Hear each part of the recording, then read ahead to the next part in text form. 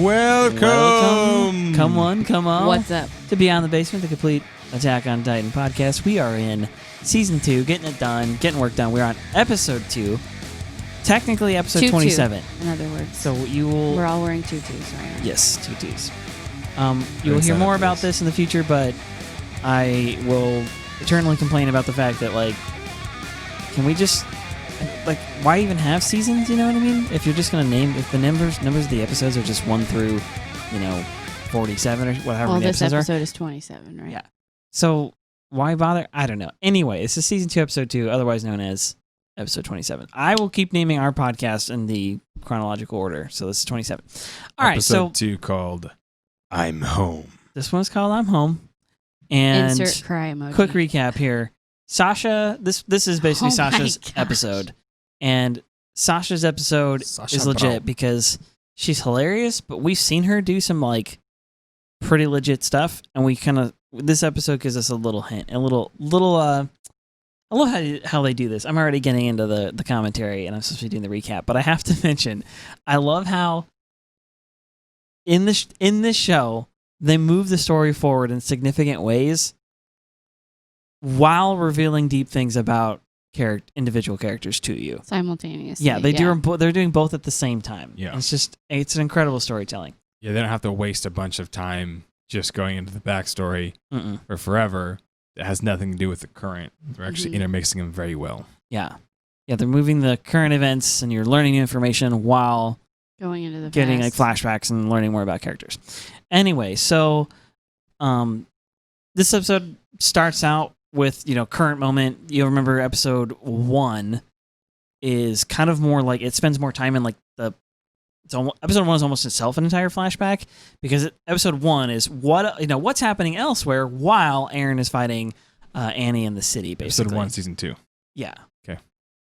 Yes. Episode 26. Episode 26. See, it's going to drive me nuts. Anyway, so... Details. In that episode, they basically spend that episode catching us back up to current. So this episode is like, okay, now we're all at current. Next? And we see Commander Pixis. Commander See Pixis. Pixis. Commander Pixis. Pixis gets word the Titans have broken in. We see Hanji kind of doing her thing on a microscope. And then we see several of the scouts, so Aaron, Mikasa, the gang, and they all load up in a wagon because they're headed out. They've now received word that Titans have broken through Walmaria. Yes, Walmaria. And so they're all like, okay, well, we're basically going on this scouting mission to assess the situation, go do defense, whatever.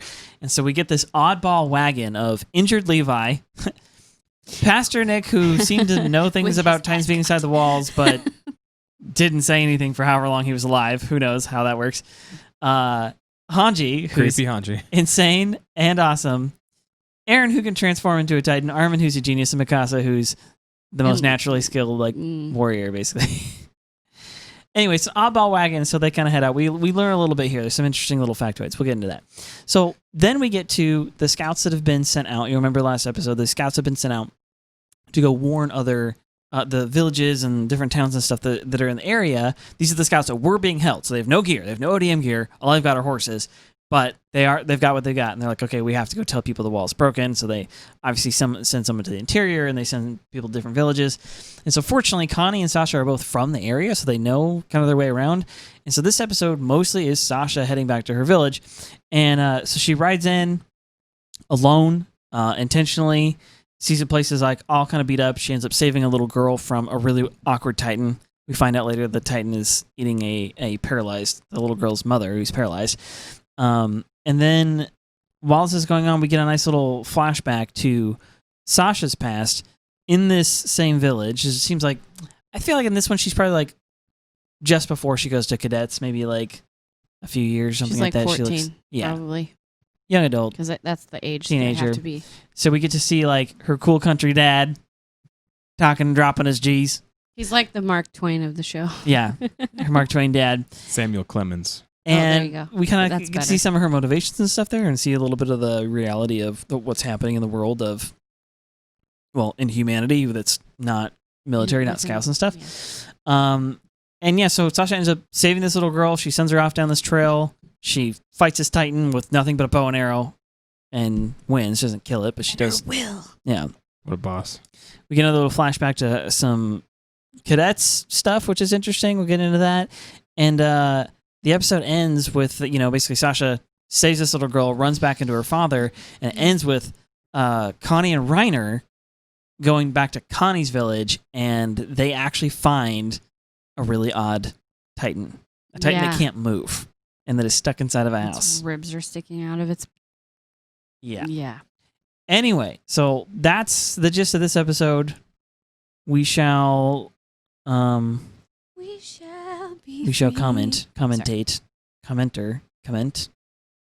I don't know. Commence. We shall, yeah, but we're gonna make comments. Commence commenting. Whoa, commence comments, dude. Let's go. Commence Okay. So the first thing of note, and we see Pixis. Well, first thing I know is the fact that we see Pixis and Hannes, characters we haven't seen for a minute.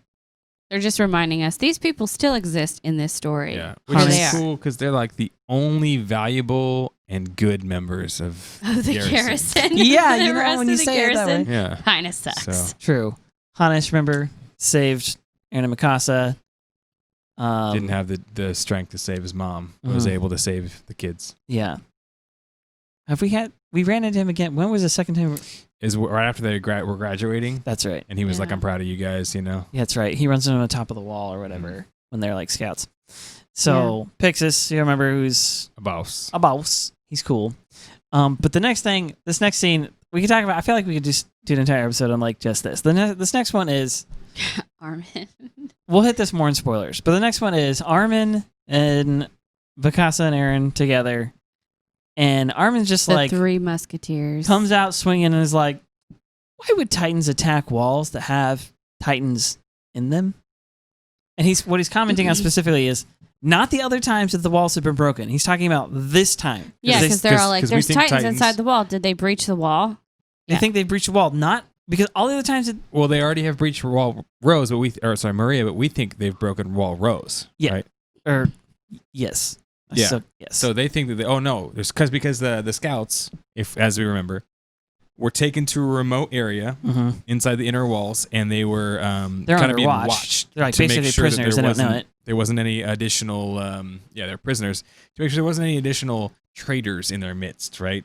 Anybody who was in league maybe with the female Titan, and so they were kind of taken farther away from the action, unarmed, kept a close eye on just to make sure nothing was going crazy. But while that was happening, there's Titans coming. Sasha hears. Spotted. Wait a second. And then one Titans. guy smells. If there's Titans coming from over here, it means they've breached the walls. They're inside the walls. And this is really bad news. So everyone assumes, right, that because they're in the walls have been breached. Well, they can't get any how other else way. would they be in there? And here's the thing is, where they would have had to have breached, so where the scouts are being held, they would have had to have breached, well...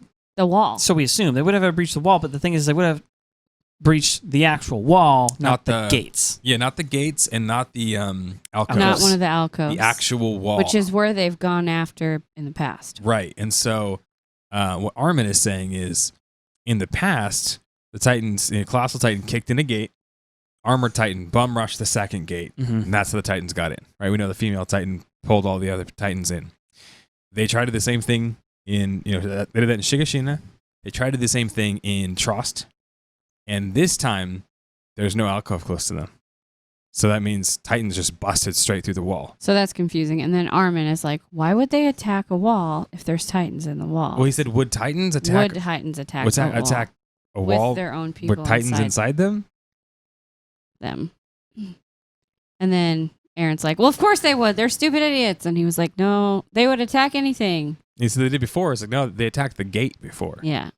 Because now we know there's hypothetically Titans in the walls. Now we don't know how many walls, where how they came deep, from, if they're different variety, sizes.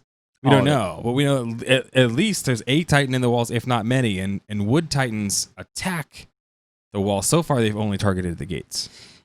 They've only targeted the gates, and they like at this point in the show, and the alcoves specifically. It is unclear, and this obviously is on purpose, but it is like unclear what, if any, connection there is between the Titans who are kind of dumb and the Titans who appear to be shifters. They appear to be intelligent. And are they... human-clad in Titan skin. Yeah. Are they connected?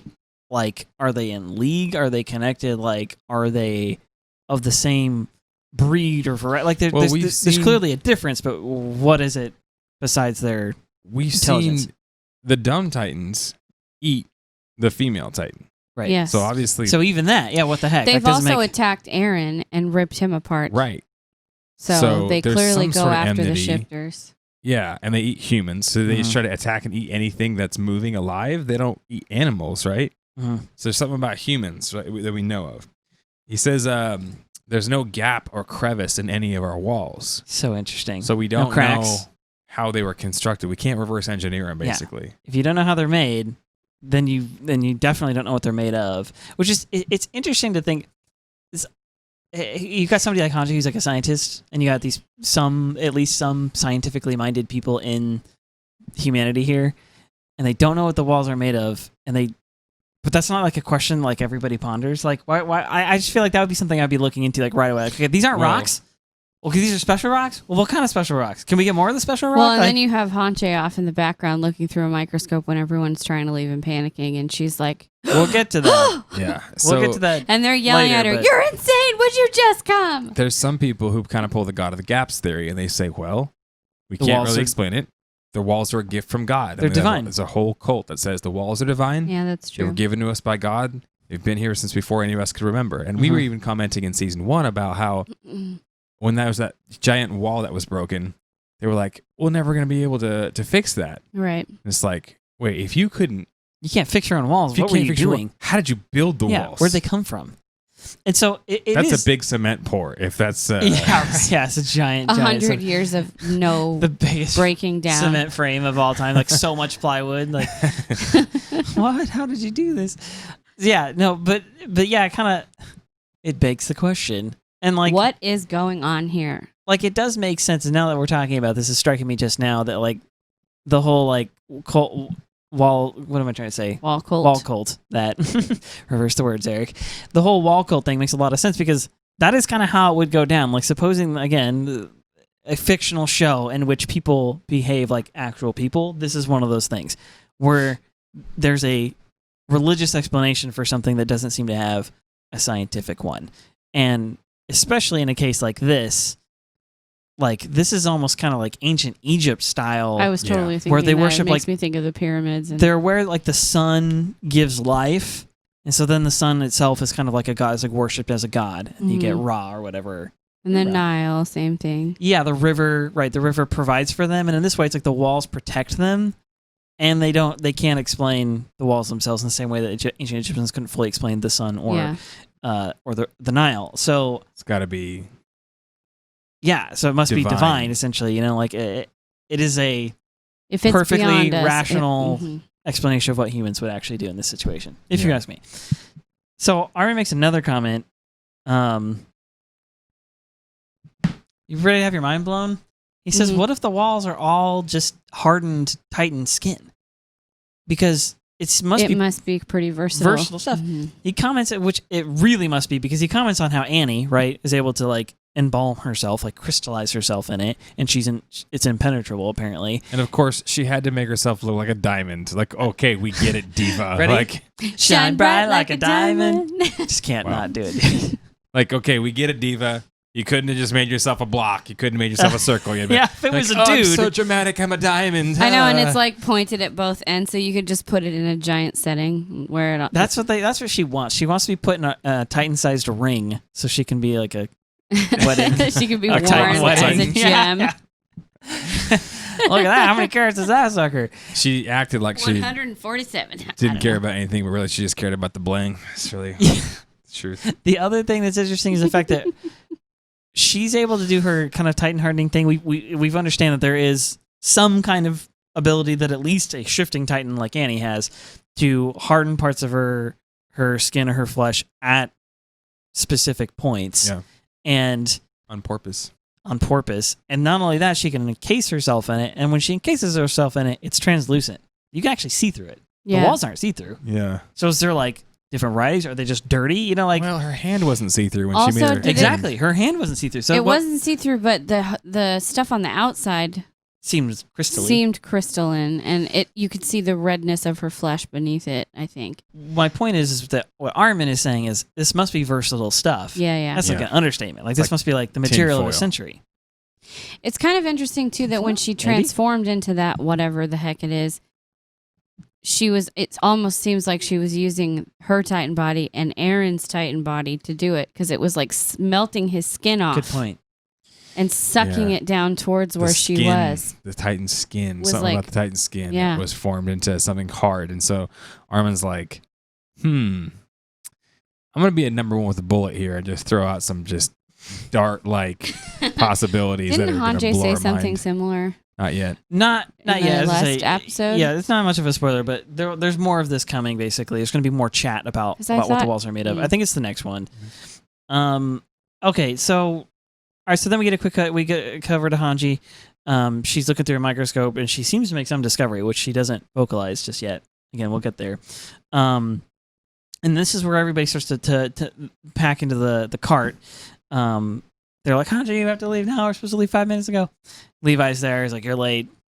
Anyway, Yeah. they all Get in. pack into this cart, and it becomes clear that they're all going out on a kind of expedition within their own walls, because they've now received report that Titans must have broken through. We're seeing wild Titans out here.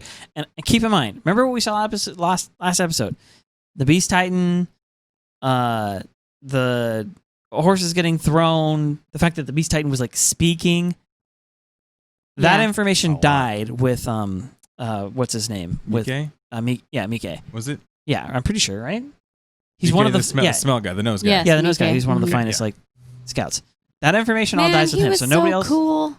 nobody else except for us, the viewer, nobody else in humanity knows that. We know that, but yeah. So anyway, so they all kind of pack into the cart, and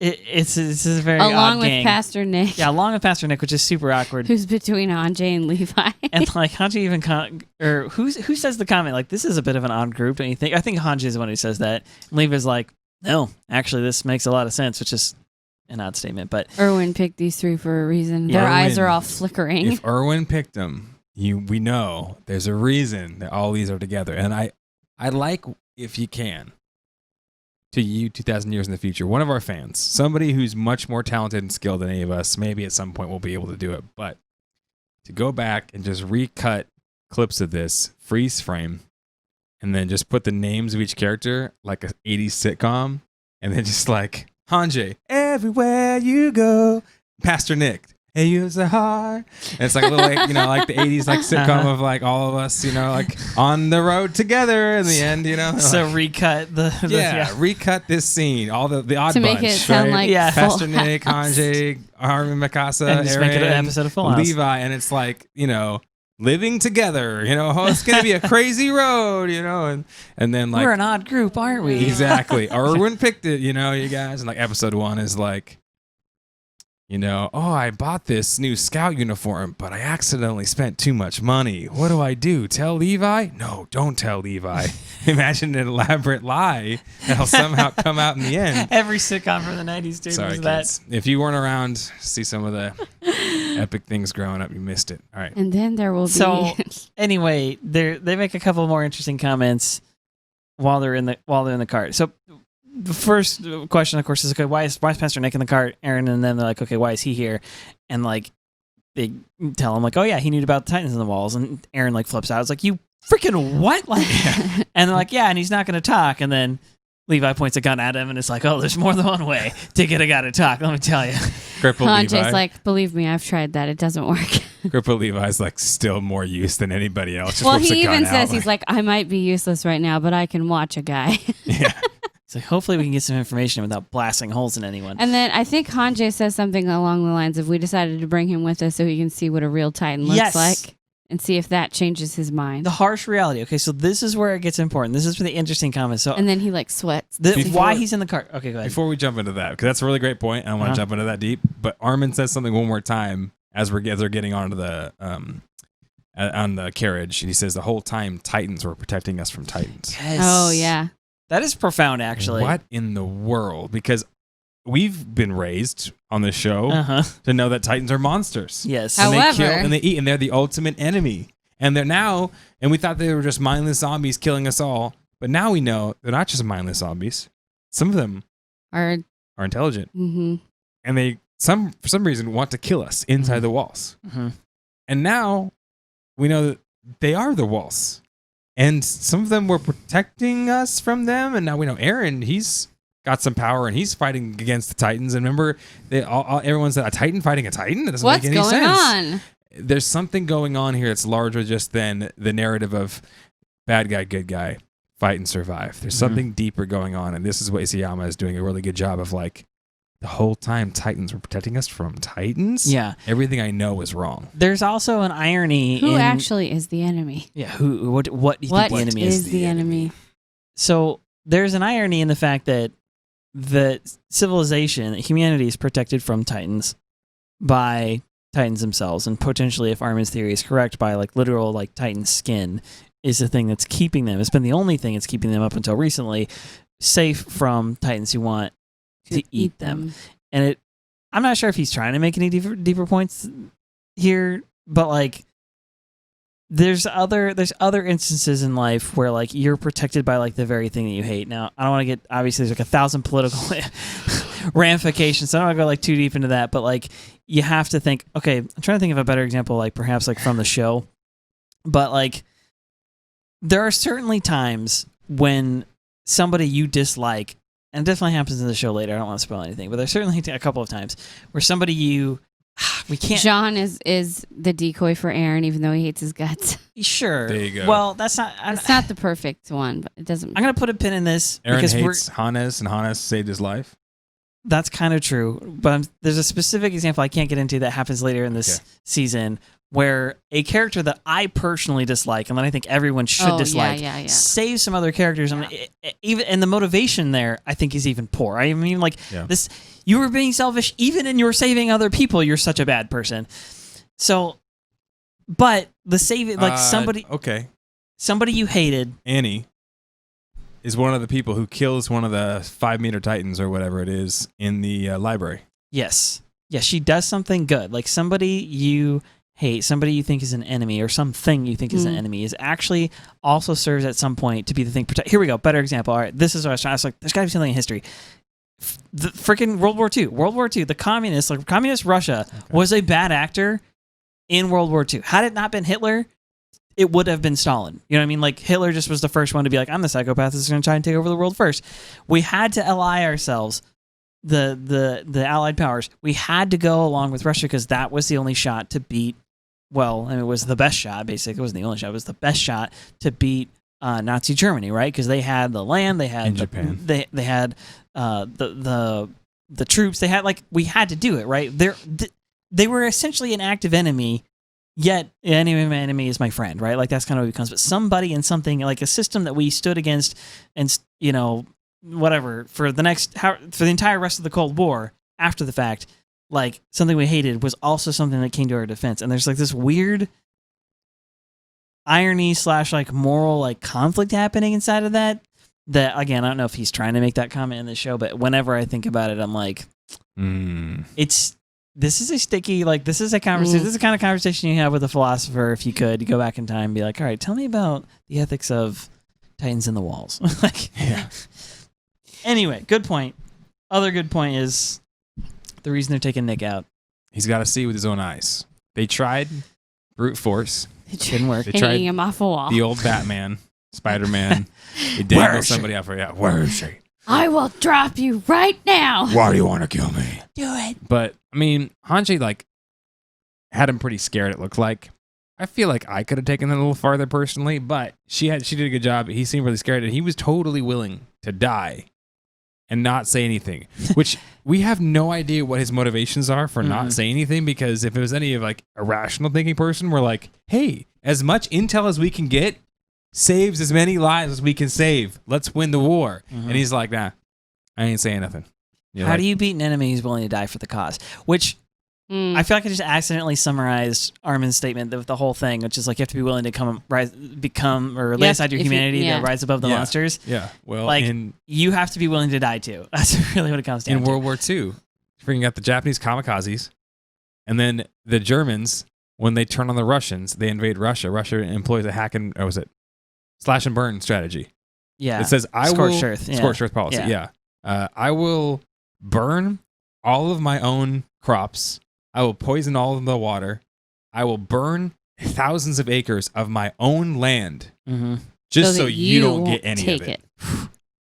I'll cut my own arm off just to smite you. You know, like that you got to be the Black Knight. You know. Yeah.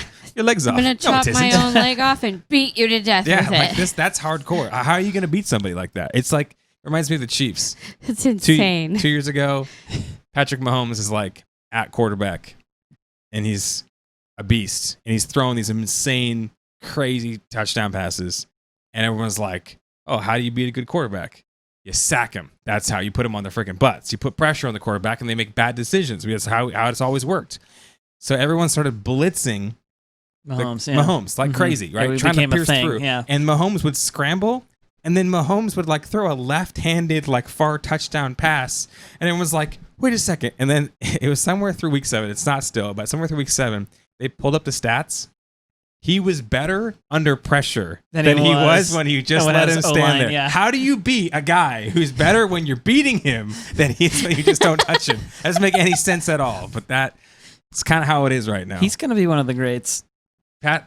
Pastor Nick, anyway, was so willing to not say anything. You could beat him or kill him, and he wouldn't say anything. So they're going to try a different strategy. And the strategy is, hey, you think you're a pretty tough guy, huh? And he's like, I'm not saying nothing, right? And you're like, okay. Let's see how you feel after you watch a few people get eaten, and then we'll talk to you. Because we've watched all of our friends die. And you didn't seem to like when Annie Butt flew through your temple and killed all your friends. So how about you get to watch all of our friends die for your stupid pride and cause? Save you. Let's see how you talk then, buddy. Yeah, so friend. I think that there might be a then, ploy here to even see if he has some kind of like empathy. Does he actually care about humanity? Like, and if he sees what the Titans are doing to humanity, and will he then talk? Because we don't know. We actually don't know why the dude won't talk. You would think it would make sense. Like, if you have information, you should share because it'll help save humans. You know, you're a human. And Yeah. that's something you should do. And you want to live, right? Like, you want to live in a world where you're not constantly dead. This episode comments more on that when we get to Ymir's dad in a second. But first, Hanjay says, he seems like a reasonable guy, which I thought was an interesting thing to say because I'm like, he actually doesn't seem reasonable to me. Yeah, he's capable of sound judgment. But she says he's capable of sound judgment. So they're appealing to his better angels and saying, like, surely if you've seen what we've seen, you've seen people dying, the empathy in you, the human being in you, will not want to keep doing what you're doing. Mm-hmm. It's a matter of understanding. You just don't understand what you're saying, right? Right. And then she says something incredibly strange and mysterious that we're all like, what does she mean? Not sure if there's a translation. It makes her here. wonder if he knows something that's more important than the fate of humanity. What if you were a Japanese speaker? Can you tell What us does if we're that missing mean? it there? Like, what is there that would be more important than the fate of humanity? Like, I will pay you. I need one person. I need a friend. I honestly, what else is what? Yeah, I We mean, need a there's plenty of Japanese things that translator. we as individuals lay our own individual well-being down for to see the betterment of something greater than us. Like, that's what we call like honor and glory, and like, right?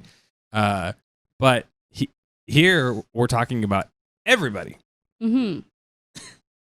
And I'm sure there's some people out there who are like, "Oh, human beings are the virus," and they think that humanity is terrible and whatever, and that's very terrible, you're a self-hating. human. Yeah, if you're that self-destructive, sure. Yeah, don't reproduce and give all your money to the poor. That's great. But most of us, we want to see not just the betterment of society, we want to see the betterment of humanity. Sure. We want to see humanity prosper. Humanity not just prosper, and be free, but ultimately be better than it was 100 years ago. Yeah. I want to see people be free. An intense amount of freedom all over the world, not just in my own country. Yeah. I want to see an economic opportunity. Yeah. I want to see the betterment of treatment of the poor and widows and orphans. But you'd think the baseline of all those things is you want them to be alive. Survive. Yeah, I want them to be alive. The fate of humanity seems pretty dang important to us is what we're trying to say. So what else could be more important? I wonder if perhaps a different way of putting it would be there's something more important than the fate of this war because, they're in a war. But then again, that war is for survival. So it still comes back to the same, you circle back to the same problem. You can't be a better person if you're dead. We're going to get... So does he know what the enemy is? And does he have a better understanding of what's actually going on? And so therefore he knows something that's more important than what they think they know. I don't know. He seems to know already much more than anybody else did. Well, yeah, that's true. He knew there was titans in the dang walls, and that the sun makes them move more. What else does that fricker know? So we're going to get into some juicy spoilers about this line after the episode. We will. All right, so then we cut to Sasha. She's riding into her village with some other random dude, and he's like, "Oh, this next village is up here," and she's like, "Okay, I'm gonna go off to this other village. It's in my village." She's like, they "Oh," peel she's off. like, "I'll go alone." And so her village, we find out, is deep in the woods, and so we also kind of discover that that's basically the closest thing to like Attack on Titan Hicks. These are the Appalachian Mountains, okay? Yeah. They're the mountain people. These are mountain people, and these are my people. This is something that actually, while watching it, this is what I was thinking. So you can pay him to translate this line better. I want to pay anybody who speaks Japanese to tell me if there's that much of a draw on the way these people are speaking Japanese versus the people inside the walls, the way they're speaking Japanese. It must be so. Like, obviously, we're English speakers, and so for us, when we hear, and we're from northwestern United States, we're from one of the most plain-speaking American English-speaking regions on the planet. It's like here, so the Northwest, Pacific Northwest, and Colorado are supposedly the least accented places to be from in the United States. Like, we have the most like neutral way of talking in the we are just American plain English. Water, yo. So whenever somebody has like any hint of an accent, even if they're just from somewhere else in the States, like if they're from, the North, if they got the Minnesotan accent, or if they have the, the various kinds of Southern accents and the various kinds of East Coast, Boston or New York or something like that. Like, we notice all those things, and like, we notice if somebody's not a native English speaker and they have, like, we can identify if somebody has a French accent, right, you can identify that. Or if they Chinese or like German. South African, German, or Australian, even like we can even tell what other language you spoke first before getting to English because you're a native English speaker. And so, yeah, we go to England or even other countries that speak English in a different way. Australia, like I said, South Africa, New Zealand, UK. Wales, all of it. And so, like, we can identify all these accents because we're English speakers.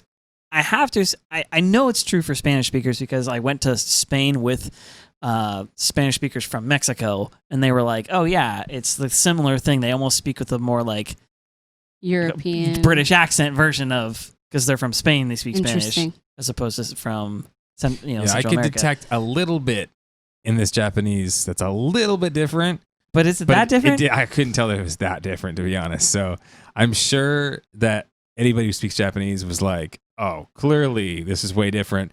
But to us, we're just reading the subtitles and we're like, "Oh, he's talking like he's from the South, the American South." The American South, because he's dropping his G's and he's saying he thunk. sounds like a hillbilly folk. He don't talk like this a bit too much. He uses his words syntax that and his most people don't use, and he says "your" instead of "your." leaves entire letters off his words, and which you have to admit, like, goes a walking. He adds them in weird places they don't belong. Yeah, and goes a walking. I think we've all seen running. a few animes where they try to attempt a Get her Southern done. accent, which is pretty interesting for Japanese people to be writing in Southern accents into their Japanese anime. Yeah, it was real interesting. That's for sure. Very. It hits you right in the perspectives, right in your digama. What do you call it? Your brain bucket. Your brain bucket. It hits you that right place. in the brain bucket. It doesn't rattle a bit between your ears, tricks your ears, and it kind of makes you feel. I reckon they were just trying to learn us something. I don't know what it was exactly, though. They learned it. I feel like they've been trying to take me back to school, and I ain't going back. I done spent 18 years there. I ain't going back. I graduated 18. 7th grade. I mean, how many grades did you fail? Well, 6th grade was a toughie. Every single one. I graduated 6th grade. I didn't. Took me 18 years. 18 years. I did. Right. Okay, we're done mocking our own people now. Sorry if we offended Country anyone. Dad, they do a great job with the we should watch the dub version of this. We haven't. They probably do a terrible. Oh man, I'm really Southern curious. accent. Oh I'm man, really we curious how gotta that one is. try it though. Obviously, we watch the subs, and so in the subs we can see the text. So again, whoever translated this part, it seemed like they did a great job because they like even We wrote got it in it. such a way. Yeah, Obviously, picked if up we're on making fun of it, like we got. And I know we've got some followers here from from Asia, a few from Europe, some from Canada. I'm guessing it's mostly English speakers. But I gotta say, Hong Kong.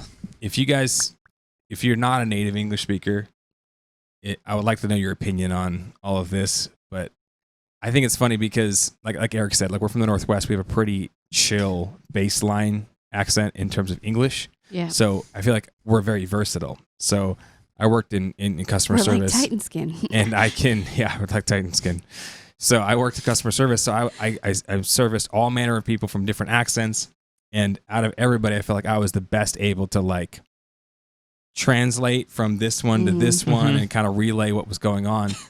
But the funniest thing for me is knowing that there was a Southern preacher, Bobby Connor, who went to the UK one time and preached to the English in English, and he had to have a translator for the English. I didn't know what the frick he was saying. I was like, you had to have somebody translate Southern drawl to English, which English to English, because there's so much of a difference. So I don't know what kind of countries you guys are from. I but can I understand know, like Afrikaans or something like that because it's an extremely like what's the English, the broken English version in Hawaii? The sea.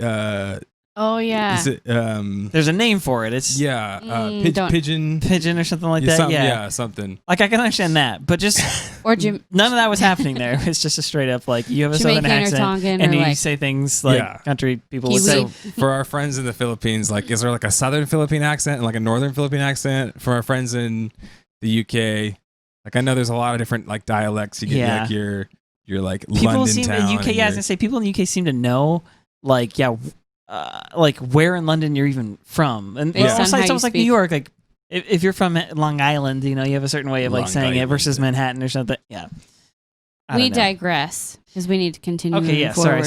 So off of the accents thing. Okay, so country Sasha dad. and her dad talk Sasha's differently. been eating snacks. Yes, she's like a rabid monkey person. I just love that that's the intro, and then that's how you know with a chicken nugget. You know this is Sasha in the past because she's just like a slightly like younger, and like you see her dad. You know it's a flashback, and the very first thing is her She's sneaking food, stealing food violently, and then running off behind a tree to eat it like a squirrel.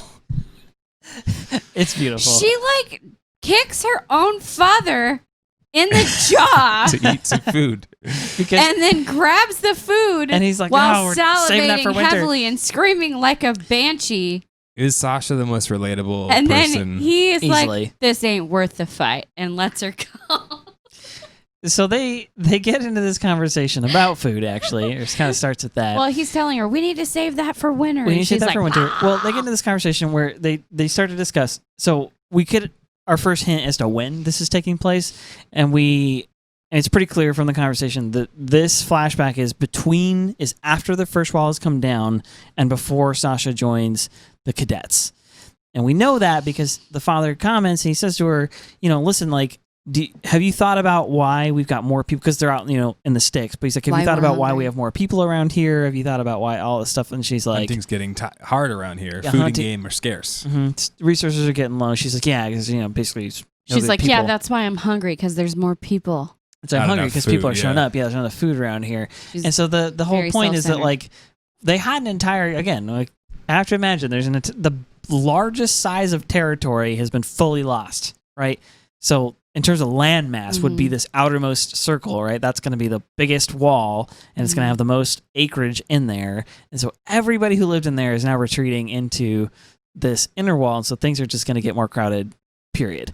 And so they get in this conversation, and she's like, that's their own fault or whatever. They're coming here taking their land. For losing it. And he goes, no, that's the Titans. Titans who did it. took it from him. Titans took it from him. Wasn't their fault. And so her dad is this wise and like compassionate man. We start to realize like he's actually kind of like he's thinking. We commented, we were like, oh, he's actually a philosopher. It turns out he's very much thinking beyond a deep soul himself. And so what he's doing is he's trying to explain to Sasha, listen, there's a lot of other people who are in need here. And the reason they're in need is because this land got taken from them by the Titans, and we have an opportunity to do something about that. So he starts to explain to her, listen, like, probably our best move, what we should be doing right now is giving up some of our traditions, some of our ways of life, the way we've done things out here in the woods. And, there's a lot of people to feed. We can clear the forest and plant grain. That'll feed a lot more people. Also, there's a need for horses, and we're going to get paid. The government's willing to pay us money for every horse. Every horse we raise is money in our pockets. And so he's trying to rationally explain to her, like, listen, there is a need, and she's stubborn about it. She's like, no, like she refuses. Well, I don't know those outsiders anything. And think about what she's doing. I refuse. We find her and she's embodying the thoughts she's stealing the winter stock. She's eating what you're supposed to be saving for winter. She has no foresight for what's to come. She wants what she wants now, which is like the attitude of like every teenager, or every a toddler, right? Like, I want what I want now, and I'm gonna fight you for it, right? And he's saying, look, there's something bigger beyond what's just in front of us. Mm-hmm. There's something bigger happening. Well, one of the bigger things is there's a war out there, and our little way of life, our little tribe, is greatly affected by the war going on. Even if it's 1,000 miles away, the things that we can do, we can help. Mm-hmm. It does remind me, like World War II. The whole "we can do it," like movement, like moms and kids, women going to work in factories, that would be making bullets, bringing tires. That's a really good like parallel right there, because you have to think in the 30s and 40s, like it's definitely a lot more common for women to be in the home, basically be homemakers, and for them to say, okay, this is our tradition, this is our way of life, but there's a need right now for our brethren, for our American fellows, and for our brethren across the pond over in England, and honestly for the whole world, really. But like, there's an urgent need for us to come together and serve and change our routine, change our tradition, and go send women who are traditional homemakers into factories, to steelworking factories, no less, to like create wartime materials because we needed it, right? And that was the same attitude. Sometimes, for the greater good of everybody, you have to lay down some of your own personal liberties, your personal preferences, comforts, culture. Even if you're in a prey mode, you're in a kill or be killed mode, you don't have the luxury of like art and culture and games and all this stuff, right? Yeah, you make sacrifices. We've seen the people in the interior who are just living it up while people are suffering and dying on the outside. And here's kind of the opposite, right? There's these farming people who know how to hunt, they can take care of themselves, but they want to do something greater than just themselves. They want to do something that just survive for their own little family. They want to help more than that. So that Sasha's dad is willing to lay his family's lifestyle down so many could be brought in. And it's really humbling, and it's like, that is the way. He's not some great wartime commander like Pixis. He's not some great general strategy mind, he's like. Still he's a hero. But he's a hero, man. This guy's laying his life down. He's leading willing the cause. to lay down his traditions to help other people, inspiring others. Yeah, what a boss. No one's making him do it. This is voluntary. This is him saying, like, I think this is what it says. Yeah, a true salute to you, Sasha's dad. I don't even know did they say his name? No. I don't think they did. But the thing I think is interesting too is that she refuses. She's like, I refuse. I'm not doing it. And then he says, are you willing to die for that choice?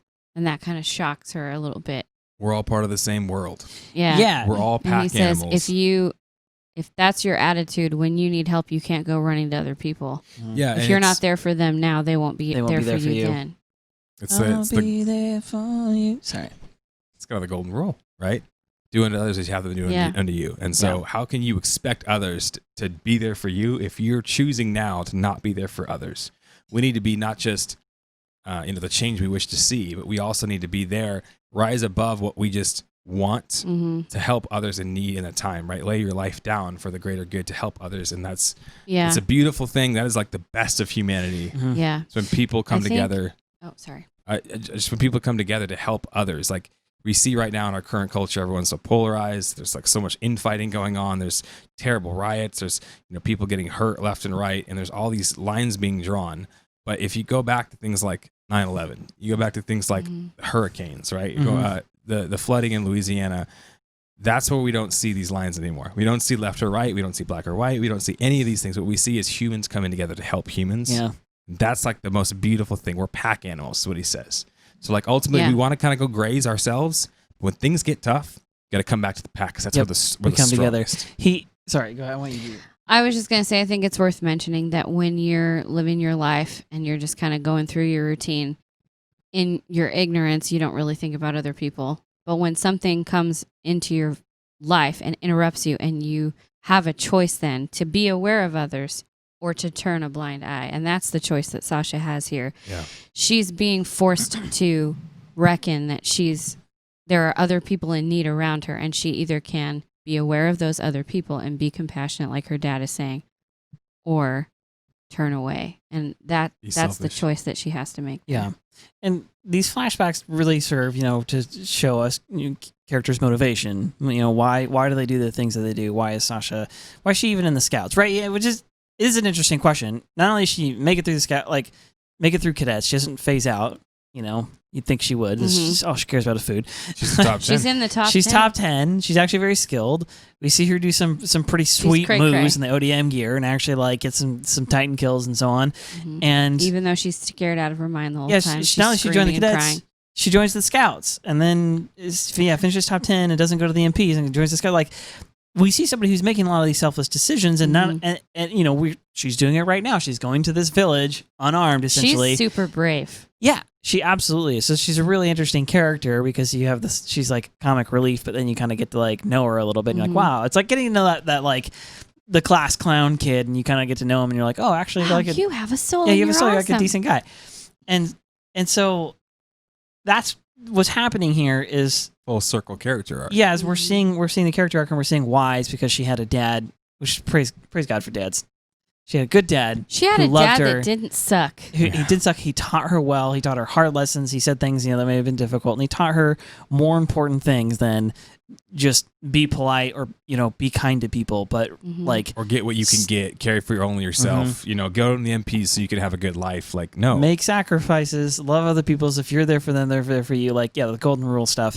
This is a great dad. And like, this is a great explanation of a character. And I love it, again, because it contrasts with other episodes where we get different flashbacks and we find out why somebody's kind of like, oh, like, your dad was training you harshly, so now you're kind of just like a cold warrior. And like, it doesn't always work out for that. Or Mikasa, right, who has this extremely, like, she has the opposite experience. Her parents are freaking murdered and she has to, like, survive. And that explains a lot of, like, who she is now. Yeah. And here's Sasha eating the planting corn, eating the stuff that they're supposed to be saving for winter, having incredible short-sighted, saying like, screw everybody else, that's their problem, not my problem. And here now she is, years later, a hardened warrior, and she's choosing to run unarmed back into her village to risk her life to save anybody else. She even says, it's been 3 years since I've seen them. So it's been literally years since she's seen anyone. So we cut to, kind of back to current, and she's on horseback and jumps this bridge and sees the town, and it's like abandoned, basically. It looks like there's nobody there, except for, she sees Titan footprints on the way there, which is freaky. And so we get this scene, this extremely, like, TVMA scene of this little girl who's, like, frozen and can't do anything, and there's a fairly small her back Titan. Is to the horror show. Yeah, her back is to this scene of she's in her own, what looks to be like her own home, and it's her mother who's being eaten while she's still alive by a small Titan. So the Titan can't just like chomp a human. This isn't a Titan that's big enough to do that. So he has to like he has her leg and he's just like gnawing on it, on the leg, crunching. We find out later that this lady is paralyzed, and that's why the mom can't do anything. But so she doesn't seem to be feeling a great deal of pain when he's gnawing on her legs. I think she's given up on life. But so maybe she's just like, she's laying there and she's bleeding profusely and she's not screaming. She's just kind of breathing heavily. Yeah, she can't feel her legs. I remember thinking, like, why isn't she screaming in agony? What is happening right now? It just sucks when somebody has to like struggle for their life, and is she just so exhausted she can't scream anymore? It's just like, does terrible. She feel that? Like, it's terrible for the little girl. Terrible. It's terrible for the little girl and for the mom, because like, okay, everyone's getting a ton of trauma, a ton of psychological damage. Psychological damage is being done, but also like watching the innocent struggle for their life while evil is overcoming is the most like stomach churning thing ever. It's pretty bad. And all we want is justice. All we want is someone to be there to stop wickedness from happening. And thank God that Sasha has become the person that she's become. She's become the hero now of her story, instead of just being somebody who's selfish in her own self. Yeah. So she sees an axe, and there's going to be some justice this day. Dude, she goes right for the nape, too. It's honestly like the smartest play. She screams like a banshee, like she does when she steals food, and she starts hacking away at the back of this Titan's neck, and there's like blood spatter and steam. And again, the other two humans in the cabin are just like, non-reactive. They're non-reactive because this little girl is experiencing like the fullest like form of like trauma. What's it called? She's shock. Frozen. She's in shock. Medical frozen. and like there's a term like we say like, oh, I'm shocked. Flight or freeze. Like she's there's frozen. a medical thing that happens to people when they see traumatic things. She's become catatonic. Yes, where they call, and the term for it is in shock. So when a paramedic says that somebody's in shock, they're not saying like, oh, they're very surprised. They're saying no, they're incapable of communicating right now. So this little girl's in shock. The woman is paralyzed and can't do anything. So it's interesting when Sasha starts hacking away at the Titan. She almost is like, "Oh, someone's here," and she like puts her head down on the floor like she's relieved. It's a little bit. The deepest form of trauma is all I can say. It's When so people are sad. that, like everybody reacts differently to it. But anyway, so I'm just surprised that Sasha was not able to kill this Titan. She's like hacking A little so more hard technique. that she flings the axe. yeah, a little more technique, and she probably would into have. the But you would think rafters. that like Must to have been steel like blade, a splitting maul, dull blade. yeah, if it wasn't dull enough, then it wouldn't do it. But if she had a sharp blade, you go in from one angle and you go in from the other, and you carve out the orange slice. I don't know. So she doesn't do She it. seems a bit panicked. She is. She loses the axe and is like, okay, well, and then screams. I'm and at least going to starts save this crying. little girl. So she grabs the little girl. They run out, and She apologizes to the poor woman. I'm so sorry. I'll save your kid at least. yeah, at least I'm I can so get sorry. you. And so they run off, and she's running with this little girl and kind of giving her instructions. They go up to the horse, and Sasha turns around to explain something, and the horse runs off, which is that's the Jacked up. worst. So I'm gonna find that horse one day, man. One day, and the little girl even kind of makes this comment: like, "Why are you talking to me? Why are you talking to me so politely? Why do you talk so nice? And, yeah, why do you talk so nice?" And I think there's a bit of a translation thing in there that's not fully coming across. What she's saying is like you're talking kind of like proper. I think is more of what she's Yeah. getting at. Why are you talking to me so like sweetly and so like proper? You're not kind of talking to me because this is in the woods. This is in the village or whatever where people talk country or whatever. And so what's trying to get communicated here, which I feel like falls in the cracks a little bit in the subs, is the fact that Sasha doesn't talk like she used to. So if you didn't already notice that, this little part of what this little girl is saying, and there's a little more about this, there's another little flashback that illustrates this point that Sasha doesn't talk in her country accent anymore. And I think this is super interesting because I know people like this. I know specifically people from the South who try and kind of like are a little ashamed of the way they talk or where they're from, and so they try not to talk that way anymore. And so it's not why you talk so polite. It's like, why do you not have my accent? Basically, is what this girl's I trying to had say. a friend who moved over here from New Zealand, and she was similarly embarrassed by the way people would react to how she spoke, so she trained herself to not sound like she was from New Zealand. Even beyond just training, I think it's just a subconscious thing. You just start talking or like the people that you surround yourself with. Yeah, And to a point. Yeah. If you grow up, because what I've noticed is like, okay, so I lived in Kansas City with people from all over the world, and it was pretty consistent no matter where you were from. And my friends so I got one friend who's from like the sticks in Virginia, where, Virginia and Appalachians. or the Carolinas and Tennessee, where they all meet. Yeah, the Appalachians, let me tell you. Thick accent when I first met him. He's lived in Kansas City. It's a little more neutral accent in the Midwest. So he kind of like starts to lose it, but he'd go back and visit home. Boom, it'd be right back. Like Yeah. the second, within minutes of being there, and he'd come back. But it was the same thing for just about anybody. I where had you get them angry, yeah, and they go It right comes back out. to their deep I accent. had Dutch friends, same thing. They come back with their I Dutch have a accent thought. stronger.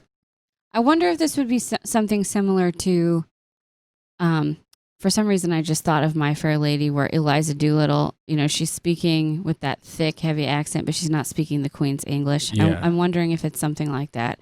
Like Sasha was not speaking the proper Yeah, it's hick version speak. of. It's still English, but it's the Queen's English, so it's The the little proper girl- English. It's little the girl's polite noticing, way of yeah. saying. So Yeah. I'm That they wondering speak if it's differently. like that. I feel bad though for those people because in another flashback we see that Sasha is getting like made fun of. Well, yeah, that's the cadet next school. part. Yeah, so let's just get into it. So Okay. So the next flashback, so they're running. They jump over this bridge. She throws her arrow. She's trying her best to save this little girl. This is actually where the little girl says, everyone in the village knew my mom was paralyzed. No one came back They for all her. left. They all just left. Which is like the saddest thing ever. And but Sasha's here now, okay? Sasha came back. Dang it. Yeah. And so yeah, they jump the bridge. So right as they're like running down this trail, and the Titan kind of peers out from the house and is following them, and he goes over the bridge too. And so she has this odd flashback to the cadets, and it would be hard to know the names of these other two cadets at this point in the show because they don't talk about them a whole lot. We'll get to know them more, but the dark-haired one, the taller one, is Ymir, and the blonde-haired one is Krista. And so this is, Sasha's flashback, and like the whole flashback is Ymir just like freaking verbally abusing She is a Sasha horrible for trash can of a human being. for talking in her quote polite way or whatever. And she's like, "Yeah, you're faking it. Basically, let me guess, you're from somewhere." You're trying to hide the fact that you have a bad accent, and so you're being like, "Oh yes, very very nice. Yes, of course. Yes, we only talk very very proper here. Yes, righto." And then Yeah, like that. That's not how you really talk. She You talk drives- all goofy because you're from some hick town, aren't you? yeah, Like, you're covering it up, and she can kind of tell, which is Sasha's like horrible. super embarrassed about it, and like, how bad a person do you have to be to like someone's embarrassed by something, and You you just keep call it out. pressure and you just call it out. And, And she's then like, she goes, bullseye. I'm surprised an idiot like you even cares. Like, she's such a jerk. And yeah, so she said she calls her out on that stuff, and she's like, you know, you shouldn't be afraid of what other people think. She's actually got her point. Her ultimate point is actually kind of correct, which is like, don't worry Just about what be other people think. yourself. Like, kind of be talk the yourself. way you But talk. Yeah. she's such a bad person. She can't even say that in a decent way. And People Yeah, because she here, falls out of like, you're still going to be annoying. people here, like I said, I feel really bad for them because, I mean, if you're around like loving and caring people who aren't like a-holes, then like you're fine. But usually, like I've got this friend from Australia, moved here 9 years ago, or something like that. And she grew up in Australia. So she's had a thick Australian accent her whole life, like super Sheila, like straight up. And she's lived here like for almost 10 years, maybe 10 years now. And maybe the edge has been like taken off a little bit. but she still sounds Australian. But she sounds Australian, and anybody you talk to is like, "Oh, where are you from?" Right? And everyone's like, most people who are intelligent are like, "Are you Australian or New Zealand?" Like, because we can't always tell the difference. Mhm. One person was like, "Are you from Carolina?" I'm like, okay, pal. Here's your sign, stupid. But the funny thing is, so it's like a New York accent. so we know that she's from Australia. Now here in the U.S., like we think you're pretty cool if you have an accent, and like we give you like a ton of honor and stuff. So like it's not a bad thing. Oh yeah, no. There's a reason why, like in American films, there's always people with like the British accent. We like love the Suave. British accent. Yeah, We think they're like so Australian, like New cool. I think we're all Zealand. secretly sad we lost it. Oh, yeah, yeah. literally all the time. I just stumbled into this YouTuber. She's like a musician or whatever, and so like you hear her sing, and then I watched a video where she's just talking, and she has the extremely well-to-do British accent, the like The the posh. queen, the English. posh.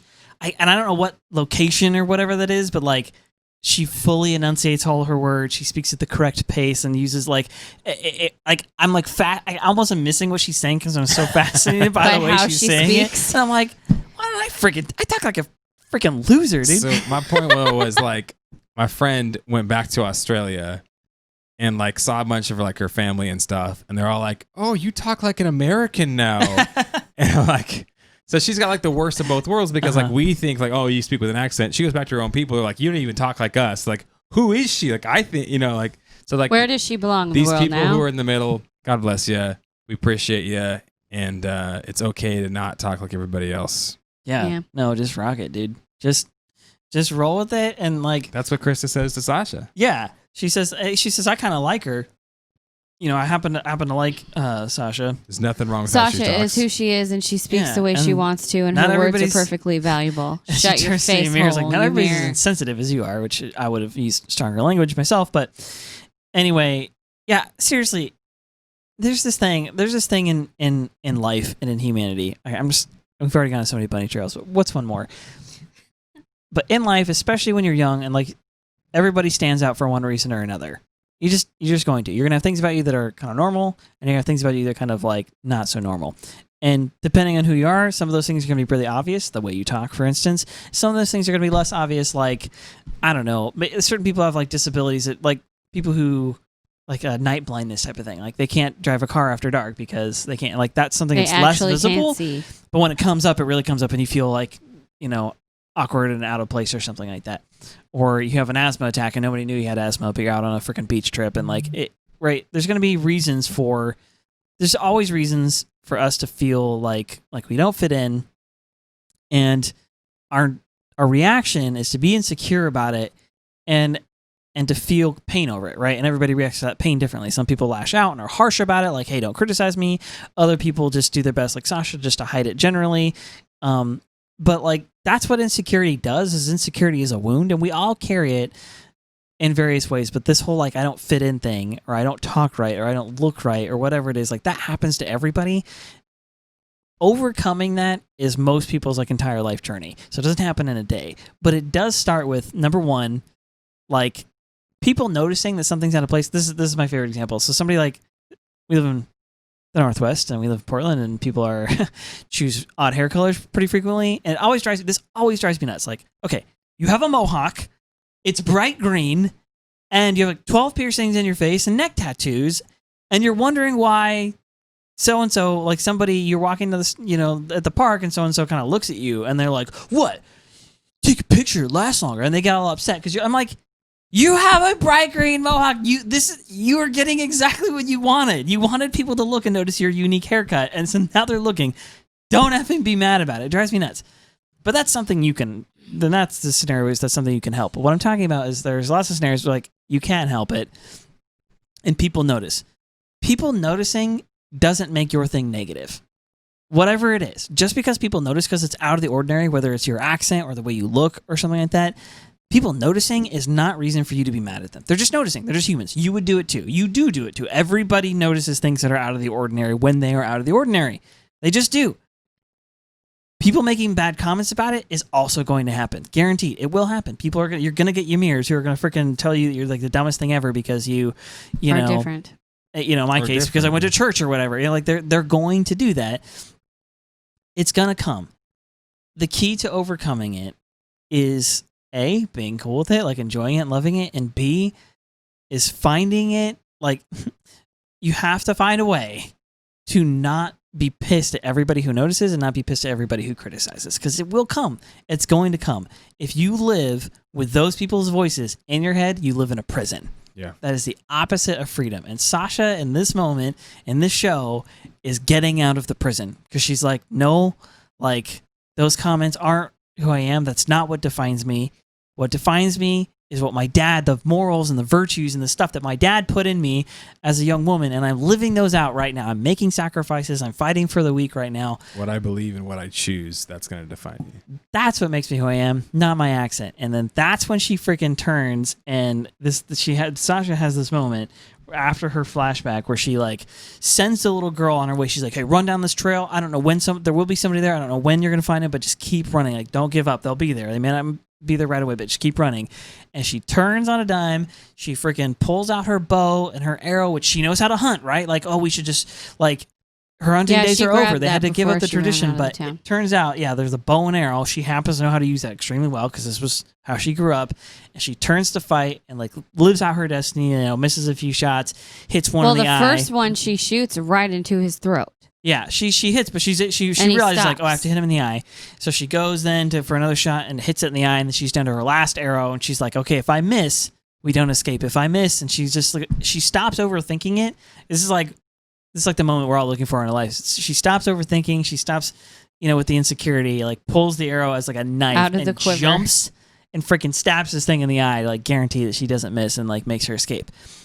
In that whole thing, it's really subtle, but when she sends the little girl on her way, she says, "Get to running." She goes back to her like country accent. She's like, "No, I am proud of who I am. Like, who I am as a hero." Yes. She looks at the little girl. She relates to the little girl, talks like to the little girl, like she would be talked to, communicates with her, and is like, "You go run. I'm a hero from this village, and you have something to be proud of." Man, I think it's amazing. She like waits until the Titan gets close enough for her to be sure she's going to get him right in the eye. So dangerous. And then while she's, screaming and stabbing him in the eye, he starts to grab her and catch her. And she pulls the same move on him that she did on her dad at the beginning of the flashback, where she bends over and like kicks him in the bottom of his, I don't know, what is this called? Chin. Jaw? And chin, jaw, whatever. And he like forces his head up, and he releases her, and she runs off. And it's just like, it's beautiful. And then who does she run into? She's amazing. Out, she like, makes her escape. She hears horse hooves. Hears horses and looks up. And it's her dad. It's her dad. It's the most with the little heartwarming girl. thing. So they have this conversation that is also probably one of the finest moments of the show, actually, in my opinion. Season 2 so far, at least, like top moment. Her dad looks over at her and gets on a horse. He and says, "You fought that Titan, didn't you?" We were bringing horses to everybody in the village, trying to get everybody out. So her dad was coming back. He's still doing what he's been doing for years now, which is fighting for everyone else. Yeah. And she gets up and she says, he says, "Yeah, you fought that Titan, didn't you?" And what does she say back? I don't think she says anything. Okay. He just says, I know you fought that Titan to save that little girl. Mm-hmm. Sasha, you're all I hoped for. And then she says, I could cry right now. "Father." Doshan. And I was like,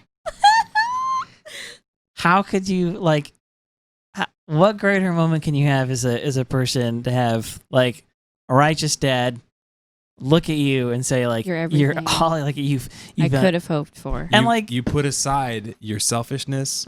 You stopped being so nearsighted. You started looking at other people. You started risking your life. You started looking at what's the greater good that I can give my life for. And this is who you've become. I'm so proud of you. And you have to think it was his rebuke in part, right? Obviously, it's not the only way you do it, but the flashback we got was his rebuke to her, saying like, "No, you do have to change how you think and how you feel, and like fight for other people." And that like she heeded that. She heard a critique. She heard the criticism that was righteous and changed and did make the change and joins the scouts and does all this stuff. And like he sees her in this moment, and it's beautiful. Yeah, if you got to think about the sons that you rebuke are the sons that you love, right? Yeah. If you love somebody, tell them the truth even when it's hard, and you tell them that truth because you want them to get better, not because you hate them, right? And he wants her to get better. He's told her his harsh truth, and now it's produced some good fruit in her life. She's all that he dreamed of. She's become like her dad, and it's a beautiful moment. So beautiful. And then we flash. Man, this show, it takes you to the heights and then just also the depths. guts you. So now we're going to go to Connie's village, because Sasha and Connie's village were in the woods. They were both kind of hick people. Sasha way more so than Connie, right? Connie had like a proper village. We flash over. It's Connie. He's racing ahead of everybody. Connie, slow down. Everybody's telling him to calm down. Reiner and Bertolt were with them, a little squad.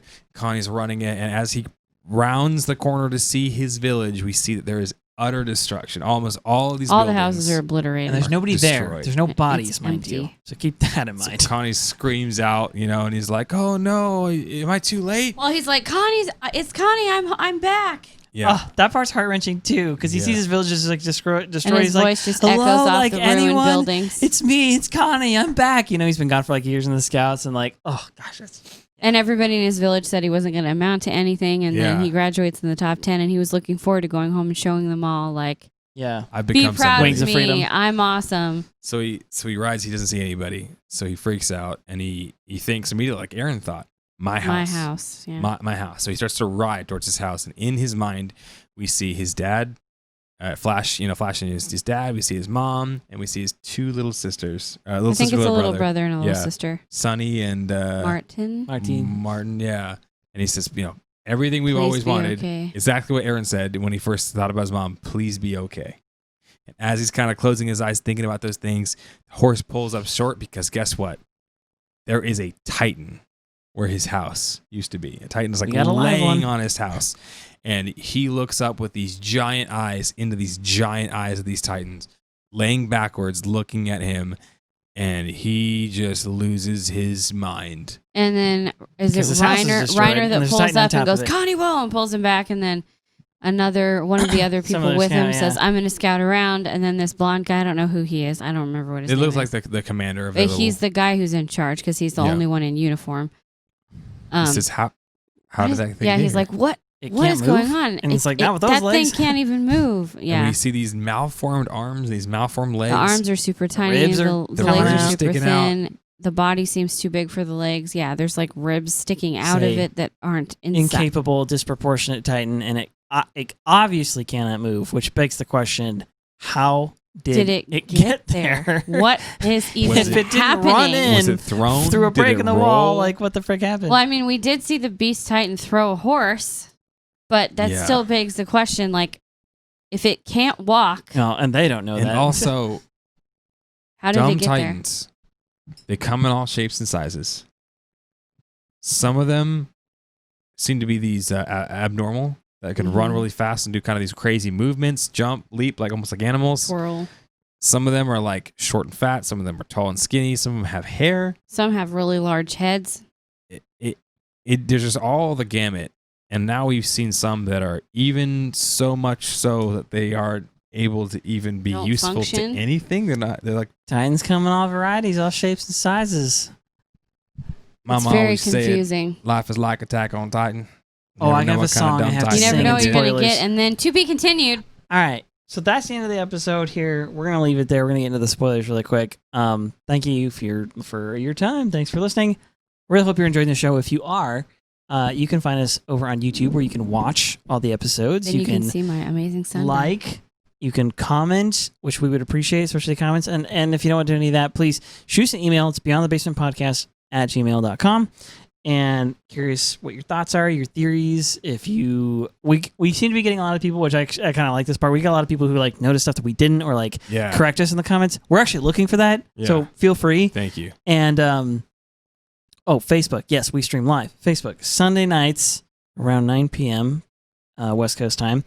And yeah, you can join in the comments there and all that jazz. Also, of course, we're trying to burn through season 2 here so we can get into season 3, which is going to be long. So help me God, it's going to be tough, but we're trying to get there before October. We're trying to finish the whole series up to current so that when season 4 goes live, even if we don't, when season 4 goes live, we will be recording live reactions to the episodes as they come out. So looking forward to that. This is your spoiler warning because we're about to get into it. If you don't want to know what's going to happen next, Spoiler alert. you got to turn your phone off. So go ahead and pull your phone out of your pocket. You've got 3 seconds before it self-destructs. Don't do that. Don't do that. So you got to hit pause. If you're on your computer, just press spacebar. Press spacebar if you're watching on YouTube. And if you can't get to that, that's why I'm stalling right now to give you time to get to it. Put Okay, down ready? your sandwich. Okay, hit the 3, 2, 1. spacebar. Spoilers! Oh no, Pete threw his cup. I don't have didn't anything think to it was take off. empty. I don't have anything to take off. Wow. Okay. Okay. So He's a toddler, let's try and apparently. burn through some spoilers here. Spoiler number 1. Titans are in the walls. Titans are made of the Did you walls. take your watch off? I had to take your something watch? off and throw it. You don't have a watch, Tan. I just took it off. Um, Okay. Titans in their walls. Titans in the walls. The walls are made of titans. You didn't really spoil much, but next episode. I could have sworn in the last episode, Hanjay said something about that. I could have sworn she did. I don't think so because they have the conversation. Because the big reveal is the next episode. They're in the car, and I feel like she confirmed it in that microscope, but I don't know. she does, but it's in the next episode because her and Armin get to talk. Like there's a conversation. The preview for the next episode. Remember, it's like next time on Attack on Titan. They actually that's what they're talking about. Like they're in the car, they're talking, and that's when they figure out like they confirm amongst themselves basically that the walls are made of titans. So anyway, the theory is, or the spoiler part of this is that Ymir, or not Ymir, the founding Titan put the walls there in the first place. So they are kind of from a god of sorts, right? So my theory is, or my going theory is that the whole Titan shifting thing has been going on for a long time. Obviously, people's memories can be wiped and so on, but the Titans in general, the Ymir stuff, is ancient. It's actually been going on for a long, long stinking time. And that there actually is a sense in which like Rod Rice and the royalty and stuff like that, as did actual royalty in human history, they think of themselves as gods.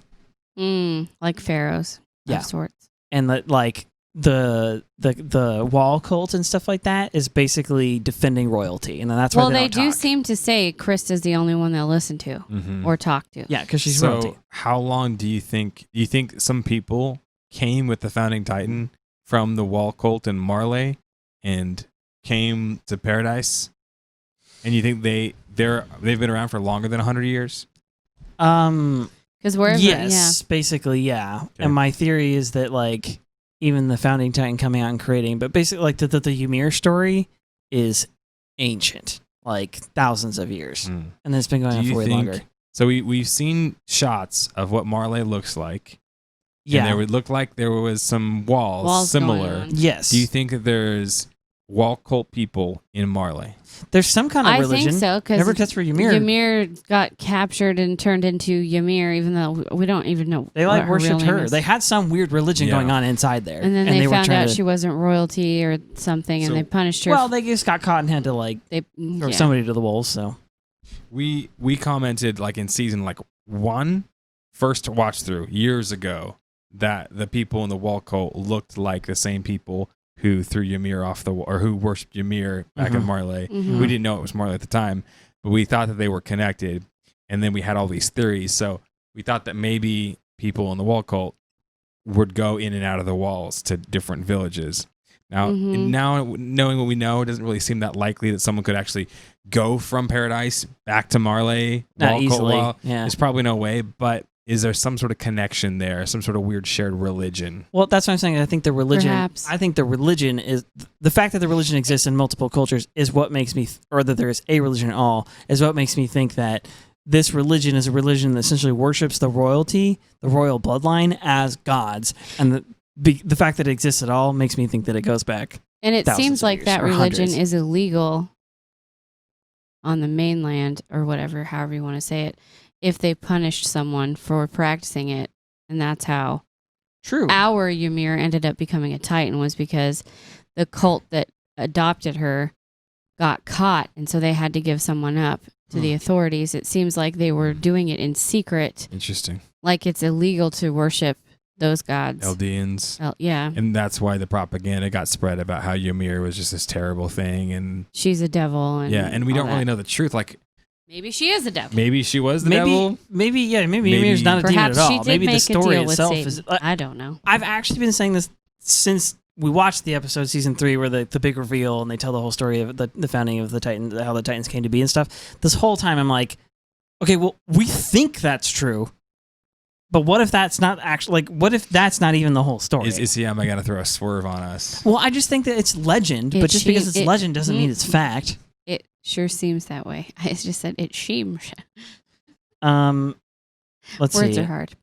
I'm trying to think if there's something else along those lines. I'm looking for my other little spoiler note things here. The line from Hanji about Pastor Nick knowing something beyond, more important than humanity. More important than the fate of humanity? I still don't know what that's going on there. Here's what I think. I think that everybody's so focused on the people inside the walls because they think that they're the only people left alive. That's what they've been told. But that's not true. Now we know that's not true. They're just a really small, tiny amount of Eldians with the founding Titan on the island of Paradise. There's way more people throughout the entire world, so it's not about the fate of humanity. It's just about the fate of a small amount of people. And even so, on top of that, if Pastor Nick's like, look, you guys, we're not that big of a deal. We're just one small little tiny sect of humanity. Humanity is going to survive regardless. If that's the case, then you don't have to worry so much about one little small area. However, everybody thinks everything is about the fate of humanity, and so they're all super worried about it. So I think that's kind of what her line is alluding to, is like, what does he know? He's not so concerned about all of our lives. I also Since think humanity is more than just what's going on. I see what you're saying now. Yeah. I also think that he probably knows something because people end up killing him later, don't they? Nick? Does he die? I can't remember. Yeah, he gets tortured by the NPC. That's right. He might have gotten rescued. murder him. Didn't he get rescued? I thought they killed him. Maybe. I don't know if they kill him, but somebody is sent to torture and kill him. And I know Hanji serves them justice. That kind of all happens in this season, though, right? It seems like his resolve to remain silent does not change, no matter what's done to him. Yeah. They rip his fingernails out. Yeah, they do. They do. I remember I'm that. pretty sure he gets tortured. killed, and then she goes crazy about it. And Hanji does? Yeah. Because of how he's killed. And she goes, I can't remember. It's all fuzzy right now. And I'm trying to remember what season it even happens I think it's in season 3. But we're going to find out. We will catch up to it. This season is the one where, like, the scouts get caught. Like, this, a lot of episodes are around when Ymir, like, transforms. And so you find out she's a shifter. This is also where, like, we find out, like, the interior is all, like, corrupt and stuff like that. Season 3 is the Kenny seems stuff, to me right? that... Yeah, Kenny is the first half of season 3. Well, not entire half, but that's where we find out about the Finding Time, the Rod Rice thing. All that's season 3, and then the second half. I was going to say, it seems to me like he, whoever it is that comes for him, they're worried he's going to talk, and so they make sure he doesn't. Amanda thinks that Nick wanted to keep it a secret because he doesn't want history to repeat itself. Yeah, maybe he knows something about the Royals. Maybe he knows what was forgotten. I don't know. Is he kind of like pulling a Founding Titan where he's like, it's better that they don't. No. Everyone thinks, oh, if we knew stuff, then we could win the war. But then the founding titan gets the power. He's like, I'm going to change everything, and then he gets all the knowledge. And he's like, nope, I'm going to keep everything the way it is. And you're like, why? But why? They What do still you haven't know? explained that. Actually, it's exactly why. We that have is. so many questions. Okay, so other spoiler. It's not the Ben Shapiro show, but if it was, I'd be like, all right, it's time for things I hate. Ymir, the character. I hate her guts. She's a trash can. She's a bad person. She's an actually bad person. I feel bad for her because she had a rough childhood. That does not excuse her and for treating Sasha and talking to her like that. You should never talk to anybody like that. You should never look at somebody and be like, well, you're just annoying. I hate the way you talk. You're so fake. And like, especially Sasha. But especially Sasha, especially somebody who clearly doesn't deserve it, has never done anything wrong to you, and like you're.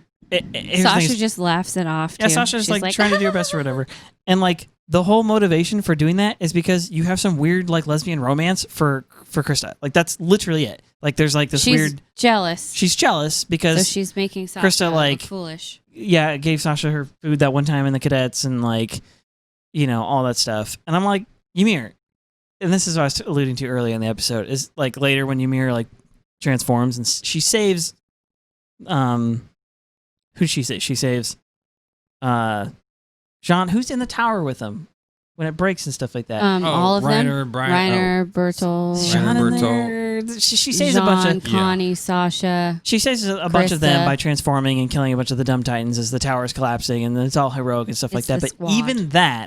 even that, she's only doing to save Krista. So she's really kind of doing it because she like just wants Krista like for herself, right? And the whole thing gets perpetuated by the fact that Krista is still like kind of like she.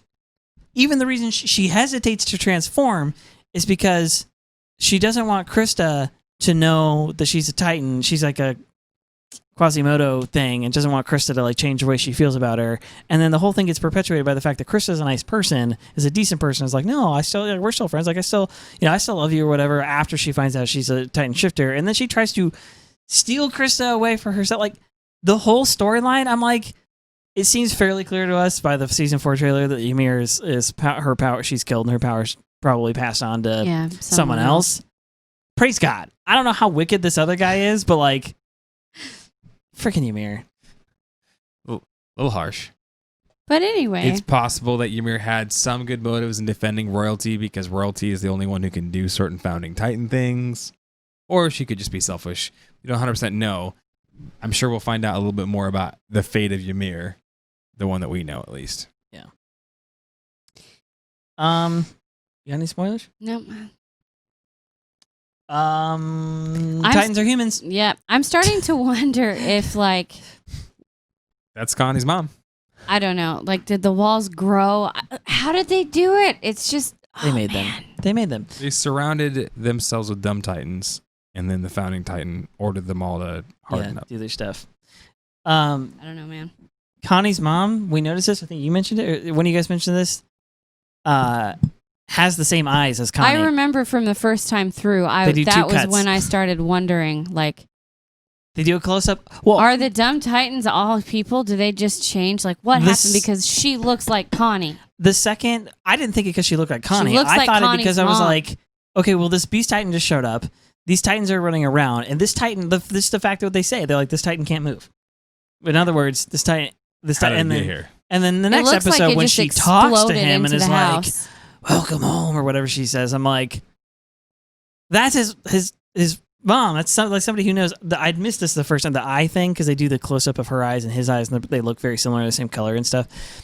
I'd missed that, but I didn't need that. I was like, that's the freaking person. I was like, wait, so a person can be turned into a Titan. Anyway. This is where we once again wonder if all the small Titans are children. Which would be horrible, but would make a lot of Because sense. where his brother and sister Because there's aren't elderly there. Titans. What if Connie's mom was also disabled, and that's why she was I turned was into a wondering Titan? that She too, can't. That could be actually. an interesting point. That's the thing. I think it's definitely, this is not the way things were supposed to be.